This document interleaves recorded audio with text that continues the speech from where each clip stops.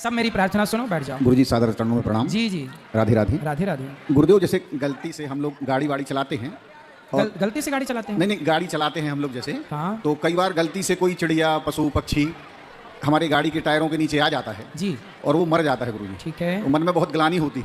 अब वो अनजाने में ही होता है महाराज जी, वो अपन देख नहीं पाएगा भैया, अपन उसको कुछ कर नहीं सकते उस स्थिति में। तो वैसे स्थिति में मन में बहुत पराश्चित होता है। कोशिश करिए कि जितना बचा सकें जीव जंतुओं को बचाएं, वरना ये जो पाप है ये आपने जानकर नहीं किया, इसलिए ये गलती है, ये पाप नहीं है। तो ये पाप का ना, इस गलती का प्रायश्चित ये है कि हम दोबारा सावधानी से गाड़ी चलाएं, किसी जीव की हत्या ना हो, और इसका कोई बहुत बड़ा पाप नहीं है। पाप तब लगता है जब आपने जानबूझ करके गलती की हो। जैसे कल हमने बताया कि आपने गाय को प्यार करने के लिए हाथ रखा और तभी गाय मर गई, तो आपने गाय को मारना तो नहीं चाहा, पर गाय मर गई, तो वो गौ हत्या नहीं मानी जाएगी। गौ हत्या तब मानी जाएगी जब आपने जान करके गाय को मारा हो के आपने गाय को एक पत्थर मारा और गाय मर गई, तो फिर भी मान लिया जाएगा कि गौ हत्या हो। आपने मारना तो चाहा, भले पत्थर से मारना चाहा, भले डंडे से, लेकिन आपने प्यार के लिए गाय को पुचकारा और गाय को रोटी दी या गाय को खिलाया, हाथ फेरा, और तभी गाय मर गई आपकी गोद में, तो वो हत्या नहीं है, क्योंकि आपने जान कर नहीं किया। जब जानकर कोई काम करते हैं, जानबूझ कर करते हैं, मन सहमति देता है, तब पाप का भागीदार बनता है।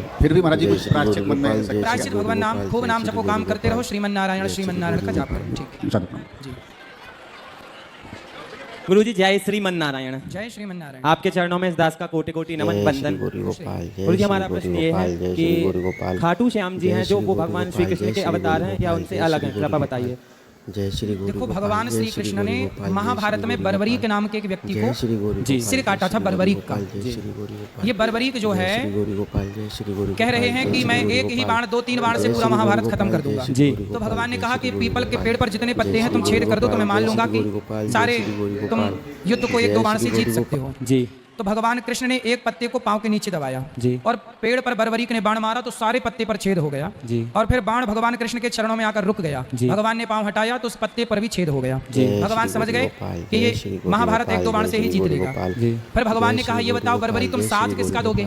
तो वो बोले कि जो पक्ष हारेगा मैं उसका साथ दूंगा। तो भगवान को तो कंफर्म हो गया कि भाई दुर्योधन हारेगा, क्योंकि वो गलत है, द्रौपदी के कपड़े उतारने वाला है। तो यदि दुर्योधन का साथ ये बर्बरीक दे देगा तो अधर्म का पलड़ा भारी हो जाएगा, मतलब अधर्म और मजबूत हो जाएगा। तब भगवान ने कहा कि अधर्म का आप साथ दोगे, इसलिए मैं आपका सिर काट रहा हूं। तब भगवान ने सुदर्शन से सिर काट दिया। परंतु भगवान ने कहा कि आपका मैंने सिर तो काट दिया।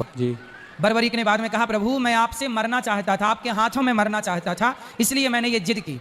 तब भगवान ने कहा कि आप मरना चाहते थे, पर मैं अपने भक्त को मरने नहीं दूंगा। तुम्हारा सिर भले कट गया, कटा हुआ सिर को मैं अपना नाम दूंगा। आज से तुम्हें बर्बरीक के नाम से नहीं, मेरा एक नाम श्याम है, तो श्याम के नाम से तुम जाने जाओगे। और जाओ खाटू नाम की जगह पर है ना, तो खाटू श्याम के नाम से जाने जाओगे। तो ये इतिहास है, ये कथा है। तो भगवान ने अपना नाम देकर उन्हें स्थापित किया, खाटू श्याम जी को। तो वो भगवान कृष्ण के द्वारा ही पोषित है, भगवान की कृपा को पा करके वहाँ विराजे हैं। अगला प्रश्न ये है कि किसी व्यक्ति के जीवन में गुरु का कितना महत्व रहता है, उसको गुरु दीक्षा लेनी चाहिए कि नहीं, और गुरु दीक्षा ना लेने पर क्या भगवान की प्राप्ति हो सकती है? जय श्री गुरु। देखो, भगवान की प्राप्ति तो नामदेव जी को 27 बार हो चुकी थी जी। भगवान विट्ठलनाथ जी के साक्षात दर्शन हो गए, पर भगवान ने कहा नामदेव जी से जी कि नामदेव तुम अभी कच्चे हो जी। क्यों? भगवान 27 बार मिल गए और अभी कच्चा है। तब भगवान से पूछा नामदेव जी ने कि क्यों कच्चा हूं? बोले आपने अभी तक गुरु नहीं बनाए। गुरु बिन भव निधि तरह न कोई, जो विरंच शंकर सम होई। कितना भी बड़ा ज्ञाता, भगवान राम तो भगवान थे ना, पर गुरु ग्रह पढ़ने गए रघुराई। भगवान राम तो गुरु के घर पढ़ने गए कि नहीं? राम तो भगवान थे, उन्हें गुरु की क्या जरूरत थी? पर गुरु के बिना गति नहीं है, इसलिए गुरु बनाना जरूरी है। गुरु के बिना, अब सोचो मैं आपके सामने बैठा हूँ, मैं इसी गांव में इसी खेत में गैया चलाता था जी, चारा काट के लाता था। आज यदि यहाँ बैठा हूँ ना, तो केवल गुरु की कृपा के बल पर बैठा हूँ। गुरु ने मुझे पढ़ा लिखा करके इस लायक बनाया कि आप तक पहुँच सकूँ, आपसे बात कर सकूँ, आपकी सेवा कर सकूँ। आज जितनी भी सेवा गौरी गोपाल में हो रही है दास अनिरुद्ध के शरीर से, इस शरीर पर देखो माता पिता का तो योगदान है, परंतु गुरु का भी योगदान है। गुरु ने मुझे इस रास्ते पर चलाया। ना पढ़ाए होते, ना पढ़ाया लिखाया होता, ना ज्ञान दिया होता, तो मैं तो गैया ही चला रहा होता ना जी। गुरु तो गुरु ही, जैसे हीरा खदान से निकल तो गया है, लेकिन उसे कोई गले में यूं ही थोड़ी पहन लेता है, उसे जौहरी तराशता है। जब तक कटिंग ना की जाए, तराशा ना जाए, चमक छोड़ी आती है। तो गुरु जब तक आपको निखारे ना, तब तक आपकी चमक छोड़ी आती है। अपने ज्ञान से, अपने भक्ति से, अपने विवेक से गुरु आपको तैयार करता, तब आप समाज की सेवा के योग्य बनते हैं। जो गुरु की सेवा में है, गुरु की शरण में है, वो सही रास्ते पर चल रहे हैं। जो गुरु की शरण में नहीं है, वो शराब पी रहे हैं, गांजा पी रहे हैं। आजकल के लड़के क्या कर रहे हैं? लड़कियों के संग रह रहे हैं। क्यों? क्योंकि अभी तक इन्हें कोई गुरु नहीं मिला। शराब पी रहे हैं, सिगरेट पी रहे हैं। क्यों? क्योंकि गुरु नहीं मिला। मछली खा रहे हैं, मांस खा रहे हैं। एक अच्छा गुरु मिल जाएगा तो अपने आप उन्हें रास्ता प्राप्त हो जाएगा। इसलिए गुरु जरूरी है। जी गुरु जी जगत गुरु ब्राह्मण, ब्राह्मण गुरु सन्यासी, परंतु मीराबाई ने रैदास जी को गुरु रूप में क्यों चुना? क्योंकि रैदास जी ब्राह्मण थे, उनसे कोई अपराध हो गया जी, तो उन्हें, वो ब्राह्मण थे, उन्होंने, उनसे अपराध हो गया तो फिर उन्हें श्राप मिल गया कि जाओ, आपने गलती की है, गुरु के साथ गलती की, जाओ आप शूद्र हो जाओ। तब वो ब्राह्मण ही थे, उनकी सेवा में थे रामानंदाचार्य जी को, वो ब्राह्मण थे। इसलिए जब रैदास जी का जन्म हुआ तो रैदास जी के गले में जनेऊ था। जन्म लेते ही हर बच्चा बोलता है, लेकिन रैदास जी जब पैदा भए तो पैदा होते ही उन्होंने माँ का दूध नहीं पिया। जब रामानंदाचार्य जी ने आकर, उनके गुरु ने आकर आज्ञा की कि रैदास अब बेटा तो दूध पी ले, जब तक गुरु की आज्ञा नहीं भई तो पैदा हुआ बच्चा रैदास जी ने दूध नहीं पिया अपनी माँ का। ये ऑन रिकॉर्ड लिखित में उनकी कथाएं। जी गुरु जी जी बड़े बड़े अस्पतालों में देहदान किया जाता है, तो देहदान से क्या कल्याण है? वेद पुराण शास्त्रों में देहदान का कुछ वर्णन है?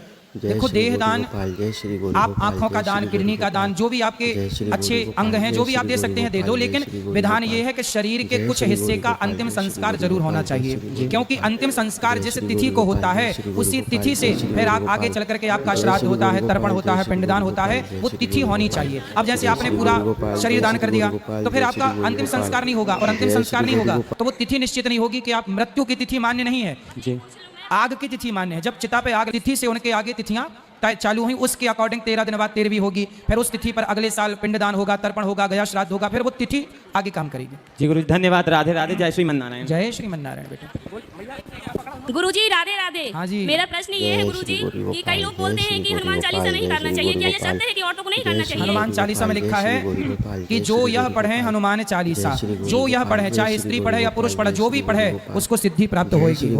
जो यह पढ़े हनुमान चालीसा हो या सिद्धि, वो सिद्धि को पाएगा। इसलिए जो पढ़े, ये थोड़ी लिखा है कि पुरुष यह पढ़े और नारी ना पढ़े, सब पढ़ो। कौन कह रहा था कि ना पढ़े नारी? बहुत लोग बोलते हैं गुरुजी कि नहीं करना चाहिए औरतों को। हनुमान चालीसा में लिखा ना कि जो यह पढ़े, जो यह पढ़े मतलब जो भी पढ़े। फिर जब लिखा है तो पढ़ो। अज्ञानवश लोग कुछ भी बोलते रहते हैं। जी राधे राधे। जी जी राधे राधे गुरुजी। गुरुजी मेरे सिर्फ 2 क्वेश्चन है। एक ये है कि सरल शब्दों में आध्यात्मिक व्यक्ति की परिभाषा क्या है? सरल शब्दों में आध्यात्मिक व्यक्ति की परिभाषा सिर्फ इतनी है, जो किसी को खिलाकर खाने की भावना रखे, बस वही आध्यात्मिक व्यक्ति। धन्यवाद गुरुजी। जो किसी को पानी देकर के पानी पीने की भावना रखे, वही आध्यात्मिक व्यक्ति। अंतिम प्रश्न गुरुजी, मैं फौज में सर्विस करता हूँ, तो कुछ मेरे दोस्त हैं जो चिकन वगैरह भी खाते हैं और बहुत सारे नॉनवेज खाते हैं, इवन मुझे भी ऑफर करते हैं कि कुछ नहीं होता, ये सब चीज़ हमारे लिए अलाउड है। तो क्या हमारे लिए चीज़ अलाउड है? जैसे मैं एकादशी का व्रत भी रखता हूँ, तो ऑफर करते हैं कि नहीं कुछ नहीं होता, तुम कहाँ इस सब चीज़ों में लगे हुए, तो मुझे क्या करना चाहिए गुरुजी? देखो, मांस खाना सही कैसे हो सकता है? अब देखो ना, खेत में किसान धान बोता है, धान और गेहूं और फसल बोता है, तो क्या होता है कि ना वो पौधा जब पक जाता है, जैसे गेहूं की फसल पक गई तो उसकी जो बालियां हैं ना सूख जाती हैं, अपने आप सूख जाती हैं, तब ना किसान काटता है, तो उसमें किसी की हत्या नहीं होती। लेकिन आप मछली को ना पानी से, बेचारी वो अपना खेल रही थी, आपने उसको निकाल लिया, किसके लिए? अपने स्वाद के लिए। आपने उसे मार डाला, वो तड़प रही थी, आपके सामने वो तड़प रही थी और आपने मार के खा लिया, उसका खून बह रहा है और आप खा रहे हैं। अब बताओ कि अपने पेट भरने के लिए आप किसी की हत्या करें, ये कहाँ तक सही है? मैं यही सब कहता हूँ गुरुजी। जबकि गेहूं, चावल, दाल, ये देखो, ये पका हुआ फल है, ईश्वर ने हमारे लिए बनाया है। तो ये जो बनाया है, प्रकृति जो आज्ञा करती है वो खाओ, जो आज्ञा नहीं करती उनसे बोलना कि यदि मांस खाना सही है तो बोलना कि फिर तुम्हारे दादा जब मर जाते हैं तो शमशान में जलाते क्यों हो? आज हाथ पका के खा लो, कल पांव पका के खा लो। भाई मांस तो दादा के शरीर में भी है, फिर उनका मांस क्यों नहीं खाते? भाई मांस तो मांस है, चाहे मछली का हो या मुर्गे का, चाहे इंसान का, मांस तो मांस है ना। जी गुरुजी, आप प्लीज बोल दीजिए कि अगर से कुछ ऐसा मुझे कमेंट करते हैं तो वो इसका विरोध ना करें और मेरा भी मान रखें। बिल्कुल ऐसा है कि मांस खाना सदा ही गलत है। जी गुरुजी। राधे राधे गुरुजी। राधे कृष्ण गुरुजी। जय श्री गुरु गोपाल। एक सिमैया झगड़ा ना। गुरुजी आपकी चरणों में कोटि कोटि प्रणाम। मेरे को रात भर नींद नहीं आई कि आपसे कब मिले हैं। मथुरा वृंदावन तो नहीं आ सकते, पर आपसे आज मिलके ऐसा लगा जैसे मथुरा वृंदावन में बैठे हों। वाह, सही है, वृंदावन ही हो गया कथा जब तक है। सब भैया इस तरफ ले जाने, मैया लोग ही बात करेंगी आराम से। राधे राधे गुरुजी। जी आपको कोटि कोटि प्रणाम, आपके चरणों में। खुश रहिए। मैं मेरे को आपकी कथा बहुत अच्छी लगती है, मैं जबलपुर से आई हूँ। अच्छा, अभी कर लो राधे राधे। खुश रहिए, सबको राधे राधे। राधे राधे गुरुजी, आपके चरणों में कोटि कोटि प्रणाम गुरुजी। गुरुजी, मेरा यह प्रश्न है कि एक पुत्र का अच्छा धर्म क्या है? जय श्री गौरी गोपाल। पुत्र का धर्म है माता पिता की सेवा करना, समाज की सेवा करना, सबके हित की बात करना, यही पुत्र का धर्म। पुत्र का मुख्य धर्म है माँ बाप की सेवा, समाज की सबकी सेवा करना। जय श्री गौरी गोपाल, जय श्री गौरी गोपाल, जय श्री गुरु जी पाला भी हो। खुश रहिए। गुरु जी, हमने एक चीज बचपन से सुना है कि 36 करोड़ देवी देवताओं की जय हो। 36 करोड़ 33 सुना था यार हमने तो 36 और उसके बाद गोपाल, हर बात में कहीं देखा हमने 36 कोटि देवताओं की अरे जय हो। 36 नहीं है 33 33 हाँ, 33 कोटि और 33 जप, गोपाल, जय श्री गौरी मतलब गोपाल, 36 करोड़ और 33 कोटि और 33 जप, ये तीन चीज हमने सुना, तो सही क्या है? सुनो, जय श्री 33 कोटि का मतलब है प्रकार। जय श्री गौरी गोपाल। इसे करोड़ भी कहो तो कोई आश्चर्य नहीं। जैसे हमारे यहाँ ना देखो, तुलसी को हम लोग देवी कहते हैं कि नहीं, पीपल की पूजा करते हैं कि नहीं, वट वृक्ष की पूजा करते हैं कि नहीं, आंवला नवमी को आंवले की पूजा करते हैं कि नहीं, नदियों की पूजा करते हैं कि नहीं, समुद्र की पूजा करते हैं कि नहीं? बोलो हाँ। जी जी। ऐसे हमारे यहाँ सभी को देवी देवता कहा गया, तो इन सबकी जो संख्या है वो 33 करोड़ है, 33 कोटि, 33 कोटि सब मिला के। तो गुरु जी सुनो, करोड़ 33 करोड़ देवता है पर भगवान एक है। जैसे प्रधानमंत्री एक होते हैं पर मंत्री बहुत होते हैं। ये शिक्षा मंत्री है, ये गृह मंत्री है, ये उद्योग मंत्री है, ये फलाने मंत्री है। व्यवस्था के लिए सबको बनाना पड़ता है। उसी तरह ईश्वर एक है। ये जितने भी देवता हैं ये व्यवस्था के, जैसे देवताओं के राजा हैं इंद्र, जैसे वरुण कौन है देवता, चंद्रमा कौन है देवता, अग्नि कौन है देवता, गायत्री कौन है देवता, ऐसे अनेक देवता हैं। तो देवताओं को क्यों बनाया? व्यवस्था। जैसे वरुण देवता का काम है वायु की व्यवस्था, अग्नि देवता का काम है अग्नि की व्यवस्था। व्यवस्था तो बनानी ही पड़ती है ना।